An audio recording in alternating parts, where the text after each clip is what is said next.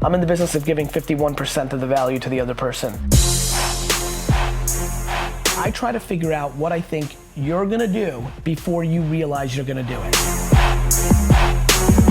What happened last night in Soho in the middle of London? You know, you kind of had this flash mob. I think you put it out on Snapchat. I will fundamentally remember this night my whole life. Complaining has no value. Let your actions dictate instead of sitting there and feeling like you're not in control. What keeps me most grounded is in 13 years, on our 7th interaction, you're gonna like me more than you like me right now. I wish everybody was an immigrant. It's a huge advantage. You're hungry. You get to appreciate it.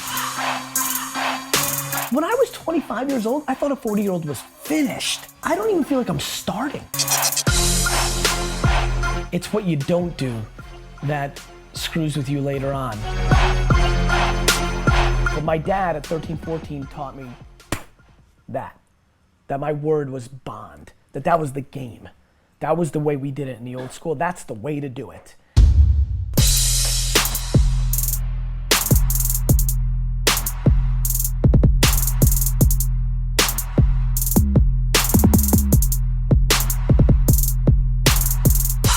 This week on the show, my guest is the one and only Gary Vaynerchuk, who is an entrepreneur, social media expert, and host of the Ask Gary V show. He's got a new book out. He's also the founder of VaynerMedia, and he's coming to London. He's actually moving his business here. I have been dying to sit down and speak with Gary for over a year, and he did not disappoint. Gary showed up rolling 5 deep. If you can see during this interview, he's got 2 microphones on, one for London Real, one for his own media team. And Gary got actually very quiet. We shot this around 9 in the morning, and it was really his only chance on this UK trip to sit down and have a proper conversation. As he told me on the show, he's used to being on stage at South by Southwest, being an attention whore, shouting and screaming and getting everyone to listen to him. But really, he went quiet and really introspective about what it was like to grow up as an immigrant, how he hates the concept of complaining, and why we all need to be on Snapchat as soon as possible. And we have taken a hint from this. We are now on Snapchat in a big way. Gary day trades people's attention, and I think we do much of that here at London Real as well. We have an amazing amount of engagement on YouTube, but as Gary reminded me, he was on YouTube back in 2006 before we got on in 2011, and I'm just so happy he's coming to London. He's also coming here in the right way, in a humble way, as opposed to as the American that's going to tell the Brits how it's done, and that's why I ultimately think Gary's going to be successful here. So I look forward to him being part of our community here in London. Now, a lot of you see what's behind me here, and people ask, what is the London Real Academy all about? Well, it's a group of 1,000 of us around the world that get together to build the best version of ourselves by upgrading our peer group and holding each other accountable. It's an incredible group, and actually some of those people have now decided to join me on an 8-week business accelerator program where we take your passion, turn it into a product, and then into a business. And there's a few remaining spots for that, so if you're interested, then click on the link below. But in the meantime, here's a little bit more about the Academy.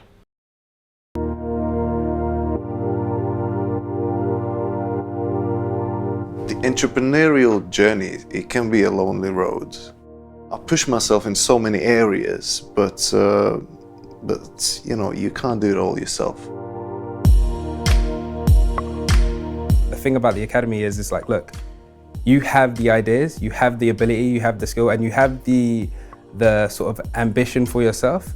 But when you have a group of people pulling you forward, it's so important. Accountability is what's missing from most of the programs or any gurus or any internet mentor that I had before. I wanted to get some accountability. I wanted to make myself accountable to a group, to you. The reason we started the Academy is because I felt like we were doing these amazing talks, like we'd have a Peter Sage episode or a Dan Pena episode or a Kala or someone, and you get super inspired, and then YouTube stops, and then you go back to your life and you don't make any changes. And it was just like, what? It felt like, what are we doing? If you're designing your life right, the good times are now. And in a few years, you'll look back and say, wow, That was amazing. The thing about the Academy is it has so many different sort of layers to it. I think your web seminars are awesome. The way you broke it down and the style of your teaching is pretty awesome. I like the feed. When I have to motivate myself, I kind of look at others struggling and getting over those struggles. So I actually follow daily the feed. Best feature would be the sort of Facebook aspect of it, the social media aspect of it, as in creating a profile with your goals, your dreams.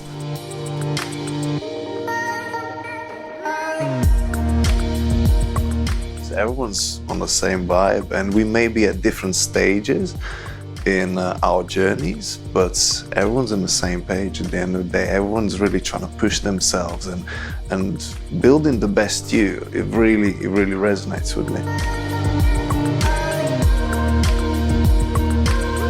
And the fact that I'm committing a small amount of money and the fact that I'm actually trying to interact with those people means that I'm invested and means that I will keep it for the long run.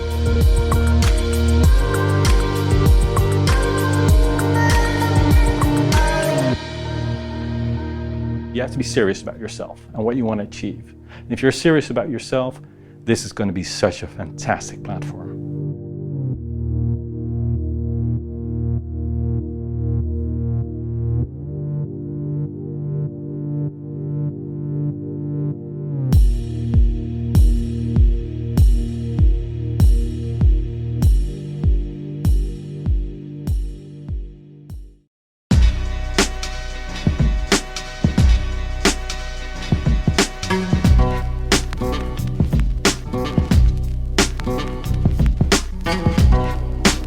London Real, sponsored by Bulletproof.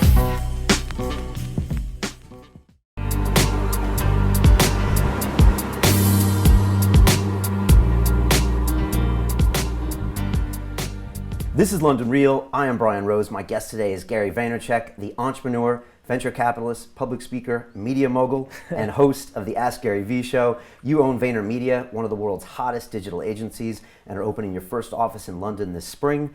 You've invested in Facebook, Twitter, Tumblr, Uber, before eventually co-founding Vayner RSC, your angel fund.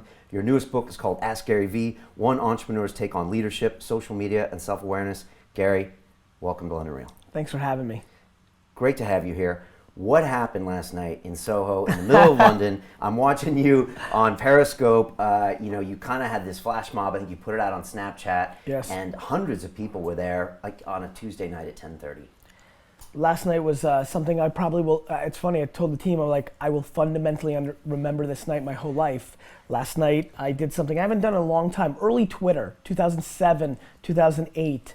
I could tweet and say I'm going to a pizza shop, and 20 people would show up, and it'd be incredible.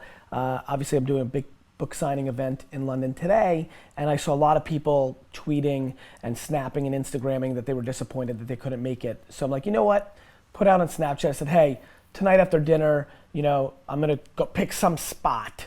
Come and meet me. And I put that out on Snapchat and Instagram, and we sat and had dinner, and I said, we were debating how many people would show up.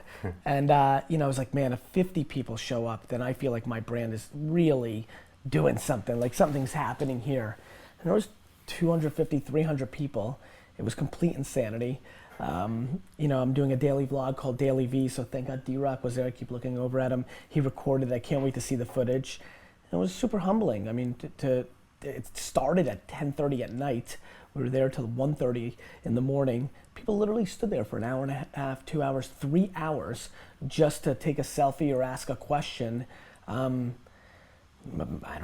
don't even know how to put into words the level of gratitude and humility that you have to feel as a human being, that in a couple of hours in a country you don't live in, that people would show up to that level.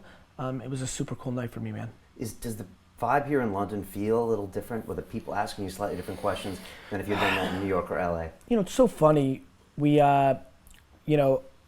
I was born in Belarus in the former Soviet Union, so I think I'm a little bit of a different American. I'm an immigrant. I have European roots, and I grew up in the wine business, as you may know. So I've spent a lot of time in Europe in general. you hear the stereotypes of like Americans are aggressive. I'm an aggressive guy. I'm aggressive for Americans. So I hear it from Europeans and other people in the world. You're very aggressive, and people could speak to people more passive or things of that nature. I think the people that I attract are hungry, are workaholics, are massively ambitious, and so not really. Like outside of the accents. That felt like the same thing would have happened if I was in LA or San Francisco or anywhere else in the U.S. that's not New York and had people show up. They're hungry and ambitious, and the kind of stereotype that an American businessman or woman impose on other parts of the world of not as hungry. And look, I'm cynical to tea time and pub culture in the UK. Like I'm cynical to people that work 8 or 10 hours in the U.S. and think they're soft. So I can go there, but not the people that are going to come out on a Tuesday night at 11:30 p.m. and ask a business question. They're hungry. Yeah, I mean, we're next door to France where they have the 35-hour work week. Yes. And the word hustle, I think, was invented in America. Yes. You could argue it's for a lot of reasons, maybe because there was always capital. You could always go west. You could always do things here. There is that usual pieces that people don't hustle here. It's a little bit different. I mean, how is the British vibe when it comes to even social media? Is there a different kind of cultural piece as well? Look, I think there's different culture. I think there's different culture within London to the outskirts of the UK. I mean, New York is very different than my Chattanooga, Tennessee office. There's different hustle within VaynerMedia, who has a hustle leader. There's different hustle between New York and LA. And LA's on fire, my fastest growing office, and they're on fire, and it's still different because nature's real. Like in New York, we don't have Venice Beach, and we don't have yoga and juice classes going on 24/7 and sunshine blasting in your face every minute. Do I think, look, there's buildings here that are, like, I walked by 10 buildings today that are older than our country, right? So there's a maturity level, an infrastructure level, there's the histories of world wars, there's a lot of things that happen here that are different. And so I'm not interested in judging people's hustle. I'm interested in telling people how I've accomplished what I've accomplished, which is I don't think I'm that talented. I do think I've outworked people. I think that's real. I also think it's controllable. And I think anybody who's watching right now, they may not be the most talented entrepreneur or salesman or an amazing craft of content, but if they outwork somebody, that is a variable that feels in control. Somebody wants to start a YouTube show, if they do it 365 days a year versus somebody that does it 137 days a year, and they're equally as talented, the person that does it 365 is gonna win. I mean, that's just the truth. And it's the only practical advice that I think I can give. Go get more talent. I can't say that. But, work harder and go to less happy hours and don't watch, entire seasons of House of Cards. Yeah, that feels real. And so, to me, I think it's amazing to take the whole month of August off in Europe. I think that's amazing work-life balance. And for many people, that's the right advice. It's just not my little narrow view on the world in the concept of if you complain about what you want professionally, well, there's a way to fix it. If you're content and you make 55,000 euros a year and you have all of August off and you're part of the dart team and you spend tons of time with your kids and you're content and you do not complain, well, then you're a hero to me. Got it? Yeah. It's about who complains. Yeah. You can have anything. Not everybody's meant to make $1 million. Not everybody should want that. I have friends that make tens of millions of dollars because I come from Silicon Valley culture who complain about not spending time with their kids, and I yell at them in the reverse way and say, you're full of crap. You have unlimited resources. Don't cry to me. You're trying to pander and position yourself as a good guy. Go spend time with the kids. Let's talk about complaining, because you said bullshit entrepreneurs complain. I think you said that at South by Southwest last week. Bezos has a fantastic line where he says complaining is not a strategy. He's right. That's why I like him so much. It's funny, I don't know Jeff, but if you ask me which entrepreneur I like the most, it's him because of how he runs Amazon, which is they do a lot of different things. It's always adjusting. And it makes sense to me that he would have that I'm glad, this is the first time I've ever heard that. I'm excited to think he thinks, I truly think that if you complain, it's literally the second you start the sentence is a step back in a non-winning way. And that's really what I'm focused on. I'm very worried that I've not done a good job in my hyperbole style of communication and my very Twitter-centric quotes and my interview style of like giving good, people want to interview me because I'm a good quote. And on stage, I lose my mind and black out and go.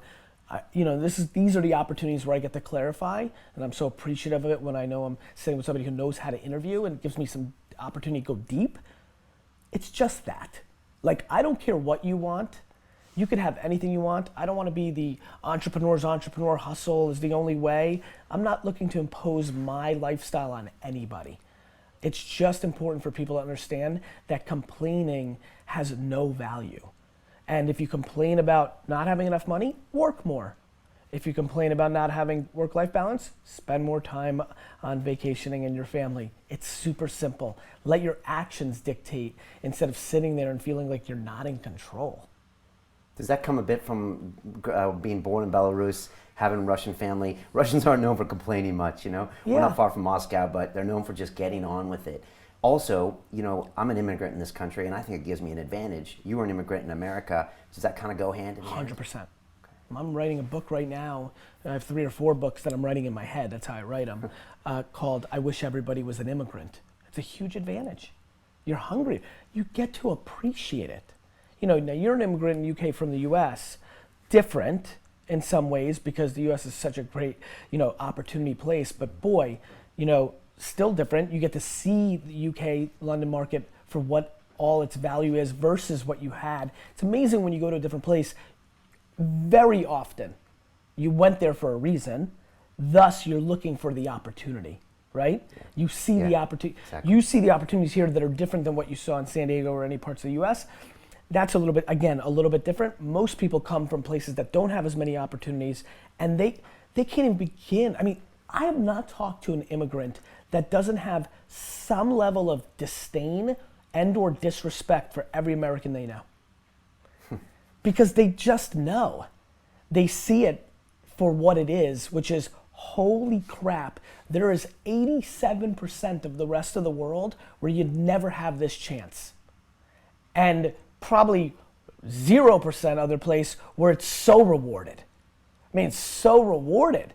Even with all the immigration and geopolitical issues at hand, still in America, if you come from another place, even though you're stealing our jobs and all the cliche stuff, that the hate and the negativity that people are pushing, still, if you go out and execute and win, America's like, you're a winner. It's really, it's capitalism. Yeah. So, I think it is a humongous advantage. My parents had no gear.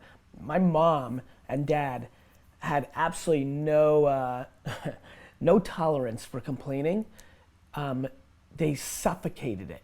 In hindsight, as I sit here and you can see I kind of looked over and I'm thinking, there was just what are you talking about? There was no opportunity for that. And I really appreciate that. It's funny, I'm visceral to complaining. And I think it comes from my parents. When your dad's making you work 10 hours a day, bagging ice and these kind of things, are you mad at him, or do you know he has something? Because also, is it true you had $30,000 underneath your bed as a 13-year-old with lemonade stands? I had one lemonade stand. Baseball cards, okay. I had a lot of money, and that's intense. And I went from, for everybody, most people who don't know me, I went from selling $1,000 to $2,000 a weekend of sports cards, which was a phenomenon, a big fad in the US in the late 80s, early 90s. Every kid collected them. So there was a big market. To turning 14, my parents, even though there was a lot of money, didn't think that was a real business. I was 14. It's a kid. My daughter's just about to turn 7. I'm like, Jesus, 14. And I got paid $2 an hour for bagging ice for 10 to 14 hours. Pure child labor. But again, when you're coming from a Soviet background, my parents didn't think it was unusual for a 14-year-old to work 14 hours because A, you did that kind of labor back in the old country on the farm or wherever the hell, and B, by the time you were 16, you were a grown-up in Russia. So there was, American parents today treating their 23-year-olds like they're a kid, just the polar opposite of what I grew up with. I struggled with that transition because I was really making money and I was really my own boss, and I think I was a wonder kid in hindsight now. I'm a really talented entrepreneur. Like now as I've built my second big business with really no knowledge of the advertising world, one of the fastest growing businesses in that space of all time, not just the current one. One of your quotes is, "This is real business. This isn't guru shit." And that's what makes you different about a lot of the people that comment on social media. And I look like a guru, right? I hyperbolize, I spiel, I've got bullshit energy, you know, like I'm a little toned down now, but you give me more, this is more, I like, you know, this is where I can probably have this is a good thing for me. This is a little bit less energy, I'm a little more zoned in. I'm up for the challenge of a good interview. But you put me on stage on a panel where I'm starving for attention because that's just who I am. And I've got, 4 minutes out of a 30-minute time. What am I gonna say? I'm gonna say stuff that's gonna grab people's attention so that it's a gateway drug for them to dig deep. But when I'm gonna sit there and say, TV is dead and you guys all suck and like the world is like, people, what are they gonna react to, right? And again, I'm also charismatic, which is an inch away from a cousin of being full of shit, right? And so like when you have all that, the reason I say that is what bothers me is when a normal person in a normal setting who's not in a crowd who's getting my spiel, but we're having drink, who are trying to figure out if I'm full of crap. I'm like, don't you remember the narrative? I built a $60 million e-commerce bricks and mortar wine retail business in the late 90s when nobody did that. Before I was 34 years, I was a man. I was 34 years old before I was 34 years old before I really kind of like came out and said, I'm a businessman. Here's some of my advice. I'm not a 22-year-old life coach, right? Yeah. Who's trying to sell. I don't have a mastermind course. There's no $400 ebook. You don't go to my website and then there's a paywall for you to buy my private label brain pills. Like, I think people get confused with me because I am, I'm far more the cliche old school, I'm much more, and the truth is I don't know Richard Branson's career well enough to say this because I just don't study any business person, but my intuition is he built a real business and he was a charismatic character who also liked the camera and was out there, and so I feel like I'm much more that because I actually build businesses. And the reason I built VaynerMedia on Madison Avenue in the face of the history of advertising was to remind everybody, probably most myself, because after Wine Library and Wine Library TV, I did start being an author. I did start speaking. I did start acting like a pundit and like a commentator and a personality.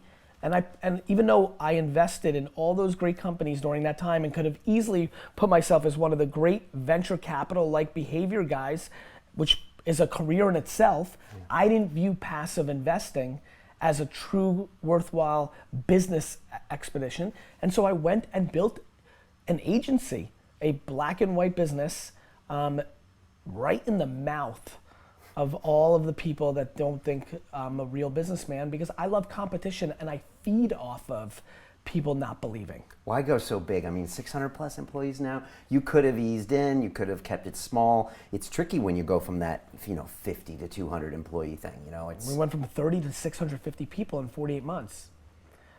I went big because I'm capable of it. I'm an HR driven CEO. The closer you get into my epicenter, the more I'm liked by the people that are closer to the center of the sun, right? So that's always, by the way, that is always what gets me through the YouTube comments of this guy's full of crap. Right. Because they hurt. Yeah.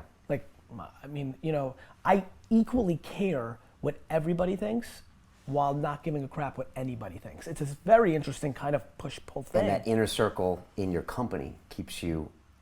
What keeps me most grounded is in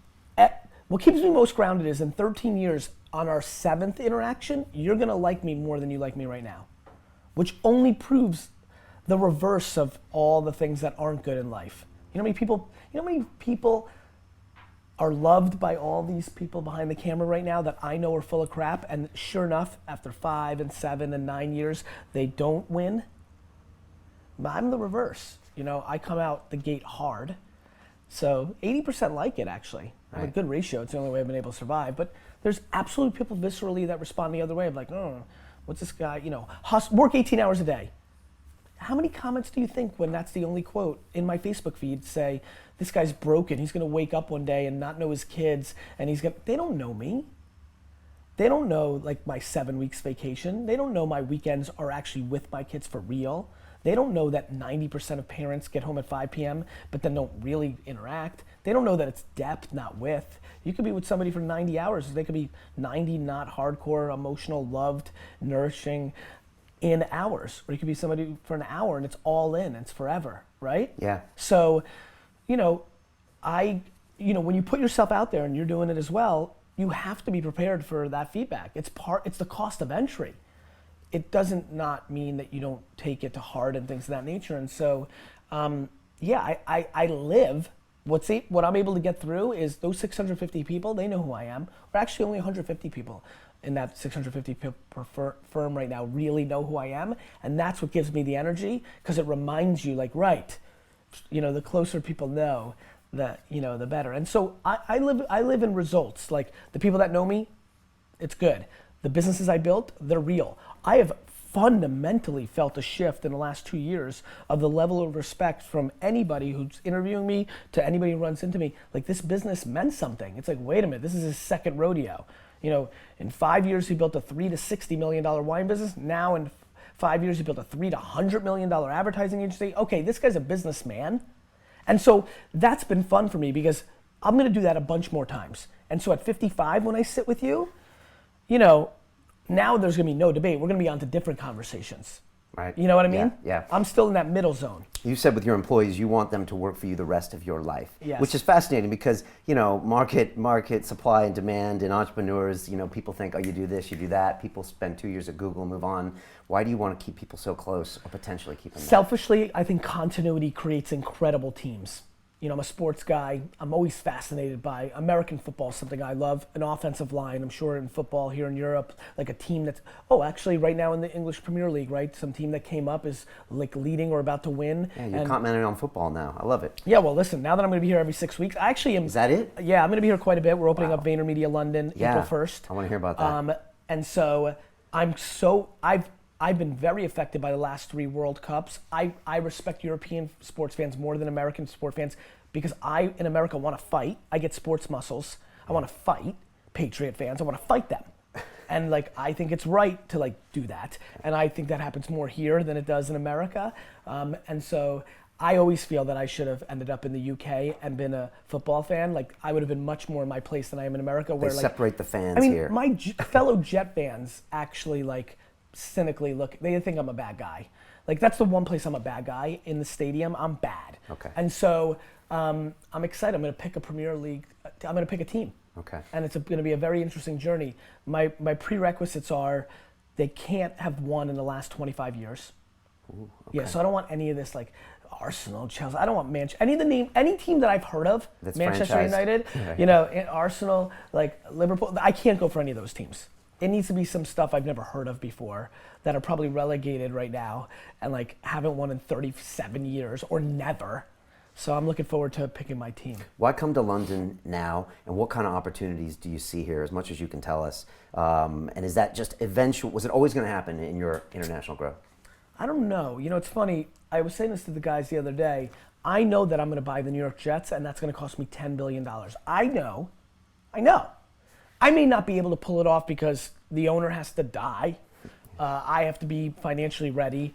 There are a million things that I can't control. But to amass the wealth to do it, I'm going to do it. What's crazy to me is I never pictured anything in between. So the courtside season Knicks tickets that I just bought, I'm more like, oh my God, I made it.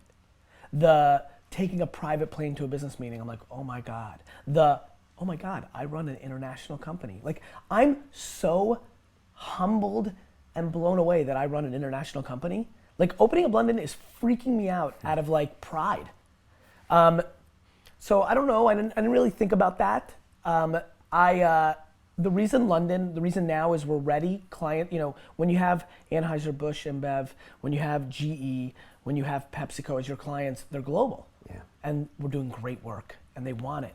We're better at what we do than what they're getting from whoever's doing it for them here or in Asia or in South America. So I'm feeling the opportunity and the pressure. London is very convenient for New York. Let's get to some of the real reasons. Yeah. I'm the engine still. Eric, who's going to run the office, wanted to be, he loves this town, so some serendipity, but like, going to London's like going to LA. So it feels, the day trips to London that I'm going to do are going to be very common. A ton of at night, fly here, need a little sleep till 10, 11 a.m. Like for my body, I know it. Meeting at noon, right? 11 a.m., go to midnight. Got to figure out who's willing to hustle and do the 9 p.m. to midnight meetings here in the UK. I struggle to find those characters in New York, so that I'm worried about. But I've got to maybe probably entrepreneurs and startups, right? More sort of than corporate types, and then literally leave the next morning. That feels very feasible here. Singapore and Brazil and other places that are on the radar are not as feasible, and Western Europe is very attractive. Again, I grew up in the wine business. Going to Paris and Italy and those places so often, there's look, I was born in Europe. Like and clearly it was Eastern Europe, but like there's clearly some warmth for me here. English speaking language, unbelievable marketplace. I love it. I love London. I'm excited about it. So just felt right for me as a human. What's the state of the art of social media here in London? We've been doing this for 4.5 years, and I always said that it felt like it lagged 2 to 3 years in the States, the adoption of YouTube, the adoption of certain things. Although I think as a country we have a higher percentage of people with e-commerce, and I think it's even more connected because it's a much denser place. What do you see when you look around? You nailed it. You're clearly in tune. I think it's 6 months to a year behind on trends right now. Snapchat, Instagram, things of that nature, which I love because we're fast and first mover in the US. That's really what we are. Right. We're that. We are the fastest, best moving to current tech trends, 4 biggest brands in America, period, and everybody knows it. To be able to have an extra year to even pull it off here is incredible. I mean, that's really the advantages of being not in the US. You get to see what's happening and you inevitably know what's gonna happen in your market. So it's like you're watching the future and you can just do it. It's crazy.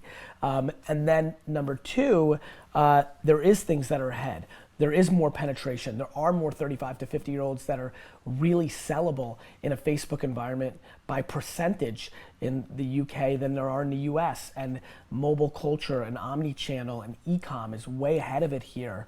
I think it's an incredibly interesting market. And what about cracking Europe? We're actually in the center of tech here. That roundabout out there is called the Silicon Roundabout. And it's a fascinating environment, but the problem is that to crack Germany, you ultimately have to be in German. French have to be in that. Yeah. Or do you think that what you do, you can break through language barriers? I think context is everything. Okay. I actually have disproportionate ego and equal humility to that of all this entrance. I don't come here and say this is such a foregone conclusion. I always think that because I think if I operate, we're gonna win. But I'm trying to be, amazing. It's really like warfare. It's like expansion, Walmart's, Target to go to Canada. There's been way bigger, way stronger companies than mine that have entered new markets and have failed miserably out of the audacity of who they were. So I'm gonna have my audacity. It's in me. I can't take it out. But I'm coming in here and understanding one thing, which is context matters. It's slang. I say pissed, and that means something totally different here. And I have to have that humility to know that our organization's gonna come here. We're gonna be on fire. We're gonna be ready. But you gotta walk before you run. You've gotta understand the context of the end consumer. That's my complete success is predicated on I understand the US consumer better than most people. I do not have that mapped in the UK. I do not have that mapped in Berlin. I do not have that mapped in Singapore. I'm a sponge in it. There's a reason I want to be here every 6 weeks. There's a reason I hung out on the corner of a park for 3.5 hours last night, above and beyond me wanting to give love to my community. I'm gonna suck it out. I'm gonna taste it, but I have to spend time. We have to spend time.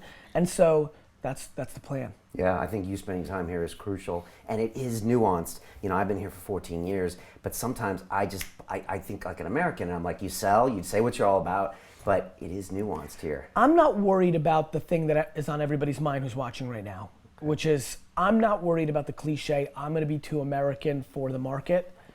I'm not worried about that. Mainly because I believe that you attract what you're gonna attract. I'm not gonna adjust to a market and not be my true self. I'm just gonna equally show that market the respect it deserves. That's a very important nuance. Do you know? Yeah, totally. You know, I can't not be me. Vayner's gonna be Vayner. And there's absolutely people gonna be like, this goddamn American. But they're saying that this guy's full of crap in the US, or he thinks he's a big shot. Not full of crap, big shot, right? So that doesn't scare me, because there's gonna be 17 straight winners, assassins that want to win. 49 assassins, winners that want that want to win. They're gonna say, that's my guy. Is that the essence of social media, being completely genuine to yourself and putting it out through all those channels? I mean, is that what you're just talking about? Is that why you've had success with it? I think that's the success of life. I think social media amplifies it and exposes it, sure, because it's just distribution of attention. I think that people are stunningly accepting of anything if they actually believe that's the purest form of it. I think I'd be less acceptable if I hedged. I really do. Right? Yeah. Like, and I can see it in your face right now. People will accept you. People accept everything. Just be you. Be you, and clearly people like react. When you're trying to fake something and you've got bad intent, well then that's visceral and we hate. But I actually think we don't give love to the person that actually knows they have it and they're trying to fake it to conform. Hence why I won't adjust to this market all the way, because I don't think I'll be respected. I know tens of thousands of people from the UK, from this market in my life, like a lot, unlimited amounts, and they're not gonna like me more for, you know, they'll appreciate the gesture, right? For about 45 minutes. And then you're gonna lose. And so I know what my intent is. So why would I be scared? I wanna build the biggest building in town. That's who I am. And you know how I wanna do that? By building the biggest building in town. And a lot of people wanna build the biggest building in town, and you know how they wanna do it? By tearing everybody else's building down. And that's who I know I am. Got it? Got it. You say that's it. Yeah, no, that's it. That's it, man. You say you day trade people's attention. Yes. Can you explain that? Yes, I can. I've come to realize my success is predicated on, you said something as we were miking up, you know, I did this and I went all in because I knew in 2011, like way back then, that YouTube was important. And it was powerful to me. It was such a pure statement from you. And then, very honestly, I was like, Jesus Christ, I knew YouTube was important in 2006. Yeah, I know. And I know you know. I mean, I started a show 4 months after it started. Mm-hmm. And you were so right. And it was early. 2011 was absolute. And I was like, my God. I have had a career of launching an e-commerce business in 1996 when I was a kid, when I was 21 years old, and every 40-year-old businessman that I knew, because I'd grown up in the wine business, and here are these people that owned $100 million liquor wholesalers, told me the internet was a fad. Like any other young kid, these $100 million businessmen could have imposed their will, and what happened in my brain was, you're finished. You know, that spirit, right? Email marketing in 97, Google AdWords owning in 2000, YouTube in 06, right? Twitter in 07, you know, that's my career. Or, you know, Snapchat, when everybody was like, that's for kids, I'm like, it's not. So when I say day trading attention, what I mean is I try to figure out what I think you're gonna do before you realize you're gonna do it.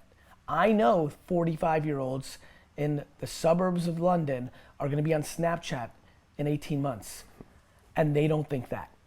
And so what I do during that time is I figure out how to storytell on it, how to be a creator of content on it, how to monetize on it. So by the time everybody shows up, I know what to do. And you're still bullish on Snapchat? The most. The most. The most. Other things you talk about musically, you're a fan? Yes, 30 to 60 million, depending on the numbers, active monthly users, very big on junior high in Asia and America right now.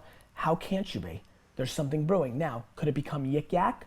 Could it become MySpace? Well, not MySpace one, and then, you know, could it become Yik Yak, which is probably a good one that's recently happened, that if I was doing this a year ago, I'd be like, Yik Yak. Sure, it can. But I don't worry about if these things are gonna go away. I think of it as a hit TV show. When Seinfeld's #1 on television, well then you advertise. And when it's not, You don't. Right. So like me worrying about if Facebook's gonna be here in 4 years or if Snapchat's gonna be here in 4 years, I don't care. I know that Snapchat has 125 million active monthly users and that everybody 15 to 25 in the world is spending all their time on it. Why in the world would I know that everybody who showed up for that meetup last night and showed up to my book signing in New York was a hell of a lot younger than they were the last time around. And that's because I'm playing in a younger sphere. You said 2 successes for social media platforms: win over the youth market, Yes. be extraordinarily useful. Useful's key, man. Like, you know why this has so much potential for more and more success? You're bringing people that bring the audience value. Value. Now, value comes in a lot of ways. Your smoke show attractive. That was valuable. I enjoyed myself looking at you. You're bringing information that changes people's businesses. That's great. You're super entertaining, and for that 2 minutes on video, I escaped the fact that I'm in debt and that I have a bad job, and you made me laugh and I escaped. So the tried and true forms of value have always sat there. Entertainment, escapism, information, but you've got to be useful. You can't just do, how many people have YouTube or television content, well not TV, YouTube and social media content that's only useful for them? That the entire content is predicated on what's in it for the content creator? I'm in the business of giving 51% of the value to the other person. That is the key to my life. If I can give a little more, I sit here today with you right now, the only thing I did for this interview was like, how do I bring value to the people that are watching his show? Even, you know, I'm doing the tour right now. The part I hate the worst is at the end. I did 4 radio things the other day. Like, all right, Gary, great interview. Now, where can people get your book? Which is where they try to pass the baton and give you your right hook. My answer has been pretty consistent, which is if anybody who's just listening doesn't know how to buy a book in 2016, they've got much bigger problems. I don't need to promote that. Let me bring the value. And so yes, value is the game. And that's the jab, jab, jab, right hook. You're always jabbing, always jabbing. I've been listening to the Ask Gary Vee show recently, and it's like the first time I've ever heard you talk about, you know, buy this or the book or anything. And it's almost, I can hear your voice, and it almost feels strange to you. It is, I hate it. Yeah. I hate what's going on right now. I hate these 6 weeks. I hate that every 3 years, for 6 weeks, I want to sell something that's $20. I hate it because I know what's coming, which is the comments. I live for my community. The comments were like, oh, Gary, I don't know what your intentions have been. And I'm like, are you serious? Are we really in a place right now where I've disproportionately outvalued the entire marketplace for 2 3/4 years in a row, and now I'm asking you to consider. By the way, I'm not forcing you. I don't switch my content into a paywall where you have to give a book receipt to get it for 6 weeks. I'm asking for you to consider to buy an $18 book. Really? Yeah, I'm a real jerk off. Like, I mean, yeah, it's unbelievably how disappointed I get in some of the reaction, very small percentage, but crap, when you work your brains off for 18 hours a day, every minute trying to provide value to your community, and then they don't have the temperament to let you get that off, it's a little frustrating, especially when you dig into their profile and you see what else they're doing, and they're buying $300 bullshit ebooks, you know, because that person has never given them anything for free. It's kind of like the emotionally strong and the emotionally weak parent or child in your life. You're always pandering to the lowest common form.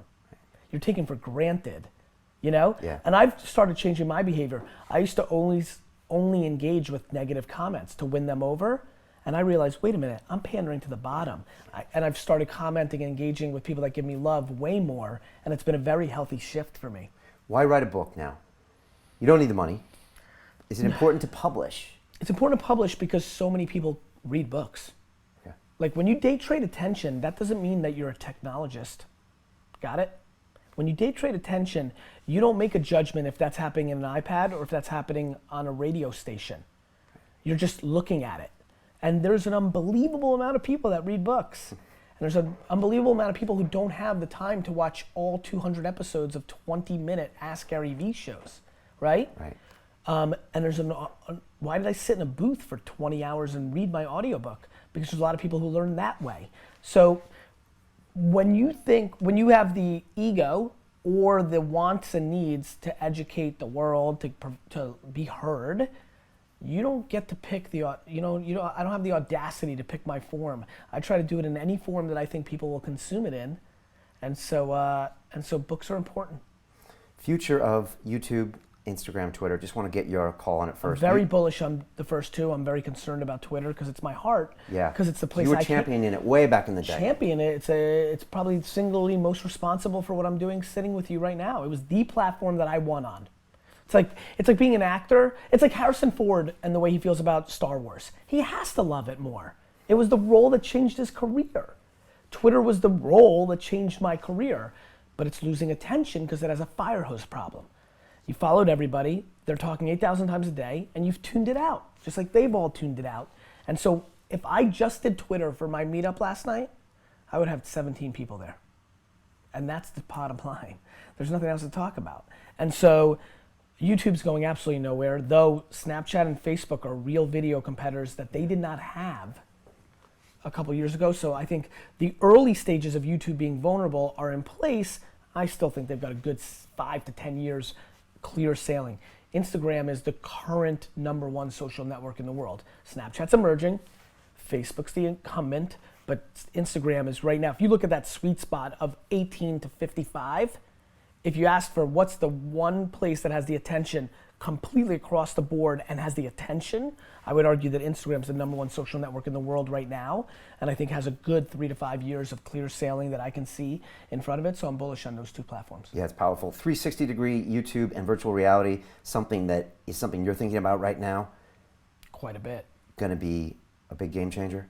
I think so. I think VR is 10 to 15 years away from being very mainstream. I think 360 video is very exciting. I'm sure all these video guys I'm looking at, they think it's cool. I think it's cool.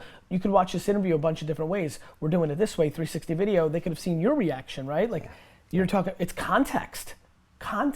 Context is so valuable. I don't think people even understand what you mean when you say that, because it's such a simple statement. It is a simple statement, and it's really like it's quite profound to me because it's what I've lived on. It's slang, it's the subtleties. If we had a 360 camera here in this interview in 2 years, which we will, everybody could rewatch this video 4 times and see it differently every time, because one time they might watch just me. One time they may just watch you. One time they could see things that they've never seen. The ability to see your face reaction to some, like that one, I already forgot, which is what's fun, but there's one part, for me, the most interesting part, the thing that I will remember from this interview is how you reacted when I said building the biggest building I root for all the other buildings. I want them to win, and by the way, I didn't get to finish my full statement on that. If somebody builds a bigger building, respect, meritocracy. I love the game so much, even at my own expense. Got it? When I said that to you, your reaction was my favorite part, because it was like, it felt to me like another deeper understanding of who I am. Well, they could have saw that, but now they can't. Right. So it is the future. And they could have walked around in between us with Yes. the goggles and stuff. Some of the advice you were giving to people last night on the street: there's no rush. Build for the long term, guys. You don't need stuff right now. Do things that make you happy. One of the words in your title, self-awareness of your book. Most people wouldn't associate these things with the Gary Vee they think they know, the guy that from the front. But you always say these kind of deep messages deep down inside. Tell me about those. Yeah, man. I always wonder if I'm weirdly sabotaging my own self. I wonder if I love the process of building so much that I'm slowing down. I wonder, look, even this interview. Do you know how many people lately are like, Gary, you talk a lot more about people not liking you than you actually, like, I've done the work. You don't have that many people that don't like you. And I'm always like, crap, I don't want them to say that, because I almost feel like I'm creating my own competitors in my own mind. It's almost like this sick thing. Like, yeah, I love being a paradox or like a complicated thing to figure out, because I use it to vet people. Like, I don't know, yeah. I think what I say is the most practical, the most tried and true, the least get rich quick thing you've ever seen in your life. I tell these 23-year-olds, 26-year-olds all the time to be patient, because they should. How old are you? 44. I'm 40. Do you know how young we feel? When you were 26, did you ever think that this is what 44 felt like? No. You thought that was finished? Yeah. How old are you? 29. Like, you think a 40-year-old, like, when I was 25 years old, I thought a 40-year-old was finished. I don't even feel like I'm starting. Right? Yeah, but when I was 26, I was in a rush.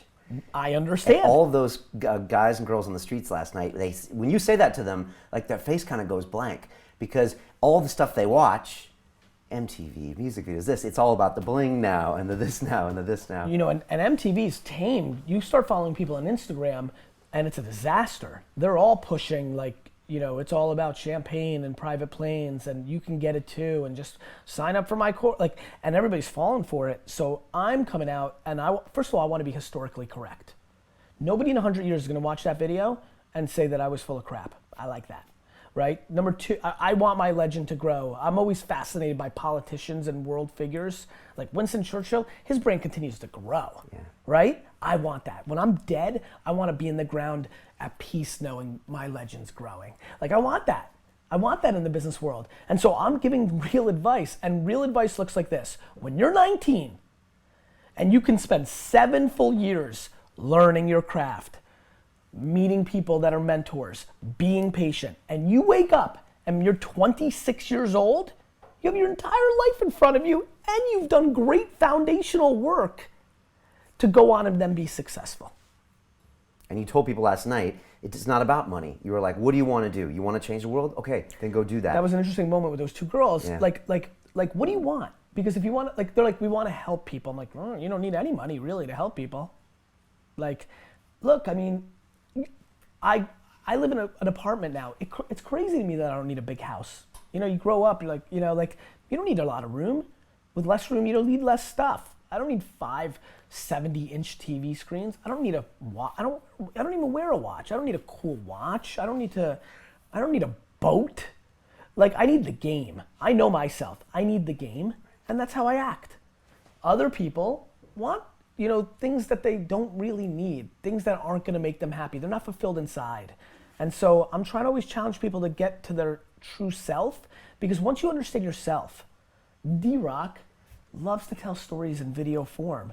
And so, like, then do that. Like, I don't know, like, you just don't meet 90-year-olds that talk about how pumped they are that they made an extra $100,000. Like, they don't exist. Right. They talk about regret of not doing what they, go talk to 90-year-olds. They regret. They talk about regret. I wish I did, literally, inevitably, I do this. I wish is the opening line. Hey man, tell me about your life. Like, this is what I do. And this is what I did in my 20s. I spoke to a lot of old people, they lived it. And literally, I wish. And so that's what I'm trying to tell people. It's what you don't do that screws with you later on, right? And be self-aware is what you say. And I don't know how to teach self-awareness. Yeah. I haven't figured that out, but I know it's important. Are great entrepreneurs born or made? Born. Sometimes you talk. Great? Yeah, Born. great. Can you be entrepreneurial? Can you do things like that thing? You can be entrepreneurial. I can sing every day. Am I gonna be Beyonce? No, that's born. You understand? Like, you know, I can practice football every day. Am I gonna be Pele? No. Great is born. And show me, you know? And entrepreneurs, some people should be the 23rd employee at Facebook. Yes. They shouldn't go start something. Obviously, they made the right choice. Yeah, I said that a lot last night of like being a great employee with a great leader and a great company, if you just want money, is oftentimes a much better way to make money than to try to do it yourself when you're not good enough. Right. What's Gary Vaynerchuk like in 5 years? I remember you passed out a comment one time on the Ask Gary Vee show where you said, you know what? You guys don't know me that well. I might just decide that my family's important one time and I might walk away from all this and I might come back. And you were just kind of letting us know that this is important to you, but you have other things that are in your mind and that's you're growing. That's a good catch by you, because I don't go there a lot. You know, I think that's me hedging for tragedy. I will do this straight if life is great to me. I will do this if life is great to me, because this is what I live. This is my oxygen. But, you know, if life is not great to me, if my 14-year-old, I mean, look what people deal with. If my 14-year-old is cutting themselves, like, I'm going home. Yeah. Do you know what I mean? Yeah. If my mom is diagnosed with terminal cancer, and like, I'm going home. And so I think that I say those things once in a while because I have the luxury of a lot of things that didn't go well for me in the beginning going well for me now. When you lose 3 of your 4 grandparents before you get to know them, you don't get to deal with death, you know, as early as a lot of people. When you're lucky enough that you didn't deal with the extreme tragedy of losing a family member to a disease, a terrorism attack, the way most people die, sadly, which is an accident and things of that nature. You know, I've been lucky. I've been lucky. And so, yeah, once in a while when I talk win and build businesses and this and that, you know, sometimes it feels like I fill up for myself and I gotta, for a quick second, just remind everybody within context. You know, yes, I talk about all this stuff in the context of being that part of your life that's business. But there's a lot of other parts. Biggest challenge for you right now? Work-life balance. Okay. Business is my oxygen. I have a 6-year-old wife that I love, like 24 hours in a day. I'm sitting here right now. I'm in London. Like, I'm not walking Misha to school today. And I think about it every day. The same way I day trade attention, I'm very self-aware. I know how the world looks. What is my balance of, you know, Misha especially, she's about to turn 7. Something's happened last year. I'm like, wait a minute, this is not a cuddly, just little creature anymore. This is a young little girl that, like, you know, like they change and you don't want to miss it. And while there is no, okay, well now I'm going to come home at 6. I'll shrivel. I'll die. That's real. Legacy is a word you use a lot. It is my North Star. What does your obituary sound like? You know, this guy gave more than he took, and he knew exactly what to do with what he took. You know, the 51-49 thing works for me because I think I'm so talented. I know how to take the 49% and make it 110. Most people try to take from people because they're not good. They're not strong. They're not strong. Right. I'm so deeply emotionally strong, and I'm so deeply strong at building businesses that I don't need anything from anybody else. I don't want anything from you. I mean, do you know how different that is? That's the way all entrepreneurs should think. I do think that that's the purest bread of an entrepreneur. I think a true entrepreneur is really good, is a nomad. She's just capable of doing anything herself. And they don't complain. They do not. I always ask everyone here, question at the end, if you could make a phone call to the 20-year-old Gary Vee, yeah, give that young man a bit of advice, I yeah, guess you're probably opening up to your father's wine business, yep, thinking, okay, there's something here. I know the 20-year-old me very well because I was in the middle of college and I was really starting to like chomp at like getting in the game. I was finally done with that 3rd grade, 7th grade, 9th grade, 11th grade where I was a loser, because that's what society said I was. And I knew I was about to go into my era. Right. Okay? Right. So what would I say? Yeah, what would you tell yourself? So I would have a funny conversation with 20-year-old self, because here's what I would say. I would say, first of all, 20-year-old Gary, I know that you're not going to listen to a word I'm going to say because you're in your own head and you're so in your own stuff that you're just going to disregard me, even though I'm the 40-year-old version of you. You're that gangster within your own brain. But I'm going to say this. You're right. That's it. Trust yourself. Go with it. I would just say those 2 things because I know the 20-year-old self, and there was nothing my dad, and there was nothing society, and there was nothing Richard Branson or Bill Gates could have ever said to me that would have ever affected anything, because I was on a singular mission within my own self and my own brain. Not even the 40-year-old me would have been able to penetrate it, but I would have just given him a head nod and said, and that's exactly right. Right. And you say this before. You say, don't look at what Mark Cuban does, Steve Jobs, even what you do. Trust what's in your DNA. 100%. Right. If you're lucky enough to have that voice with yourself that's honest. On that advice point, best advice you've ever received. Did you have mentors? My dad is the closest thing. I took very little, ironically, from him, the work ethic by this and that, but the one thing he definitely did for me, and it's the reason I have empathy for people that think I'm bullshit. I think I was on the verge of being bullshit. Okay. As I grew up as a kid, I was a very huckster salesman. I'd lie. Right, Anything first generation American. Okay. That's why I know it's in there. But my dad at 13, 14 taught me that my word was bond, that was the game. That was the way we did it in the old school. That's the way to do it. And it hit me, and it course corrected me, and it gave me it's unbelievable how I think about that moment or how he taught me that. the way I suffocate a lot of things, he suffocated lying and bullshit. And that little tweak changed my life. Right. Did you ever go back to Belarus? Or Never been back. Never been back. Okay. It's a dictatorship. Yeah. Can't go really back. Yeah, true. Yeah. Final part to the Yep. 20-year-old that's watching us out there. I'm sure you get this question a lot, but what advice do you give to them if they want to if they want to just crush it, if they want to just be the person they always want to be? Don't let anybody, me, Forbes magazine, you, just please don't, your parents especially, and I mean this because this is who they're affected by more than me, you, and Forbes. Don't let anybody tell you what your happiness should be. Get to that place as quickly as you can.